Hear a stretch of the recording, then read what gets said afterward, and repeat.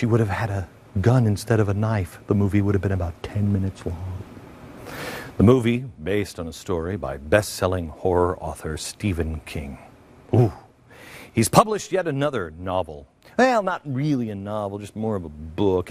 His typical books run about 15,000 pages, and he cranks them out faster than I do, and that's saying something. We've kind of gotten used to seeing a new Stephen King book every few minutes, but this one's different. Now, we're treated to a 25-page essay, imaginatively entitled Guns. Man, that's why he gets the big bucks. I would have never thought of doing a book called Guns. Now, it might not be fiction per se, but I'm not sure. Don't worry, King fans, it's still fantastical. We get gems like this quote. To claim that American culture of violence is responsible for school shootings is tantamount to cigarette company executives declaring that the environmental pollution is the chief cause of cancer. So it's the guns that are the problem, not the sickness of the people who abuse them. The implication here is, because I'm using his example, cigarettes. Guns, like cigarettes, cause the disease. How?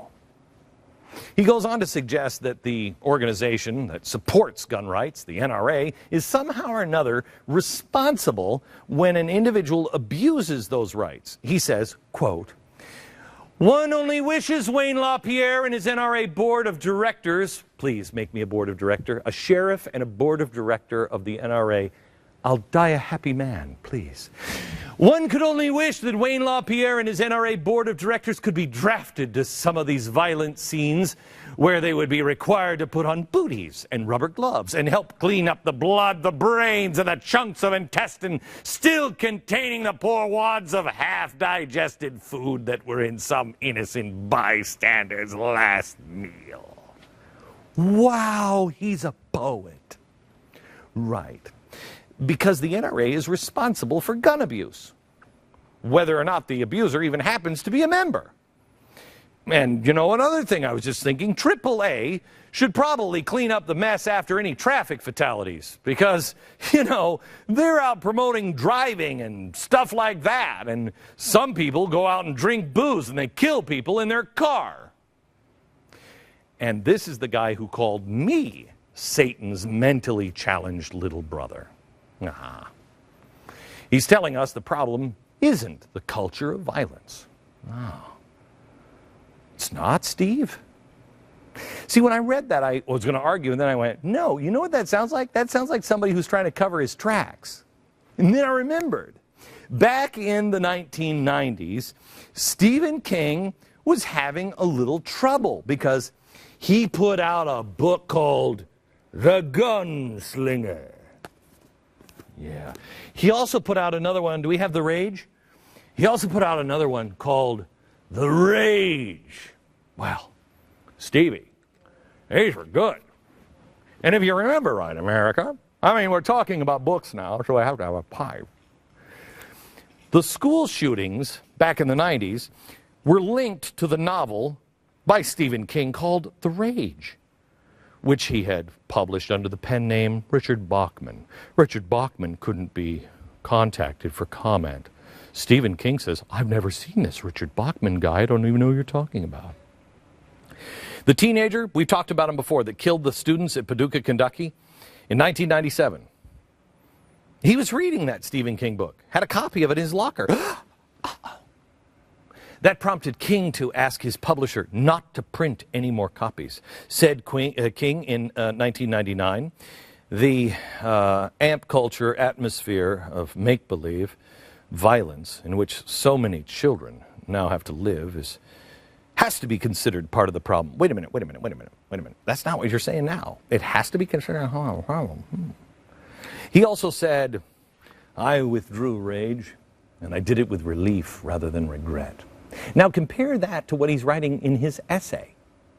Yet, I did see Rage as a possible accelerant, which is why I pulled it from sale. You don't leave a can of gasoline where a boy with a firebug tendency can lay hands on it. Right. Nevertheless, I pulled it with real regret.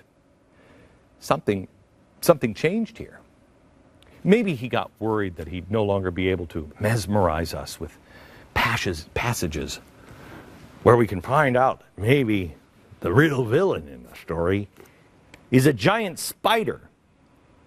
That was genius. Why don't you put a little more thought into it? Write fewer pages, Steve. A spider? Thank you for it. It was, I wasn't pissed off after 800 pages. Neither was anybody else. But may I say, the gunslinger. From a man who hates guns. Let me tell you about the gunslinger. Oh, there is no violence in this one. May I? We have some music? They were in throwing range as he finished reloading, and a stick struck him on the forehead and brought blood in abraded drops. In 2 seconds, they'd be in with gripping distance. In the forefront, he saw Kennerly. Kennerly's younger daughter, perhaps 11, Subi, 2 male barflies, a whore named Amy Feldon. He let them all have it, and the ones behind them. Their bodies thumped like scarecrows. Blood and brains flew out in streamers. Oh, this is good. This is very good. They halted for a moment, startled. The mob faced shivering into individual bewildered faces. A man ran into a large screaming circle. A woman with blisters on her hands turned her head and cackled feverishly at the sky. The man who he had first seen sitting gravely on the steps of the mercantile store made a sudden and amazing load in his pants.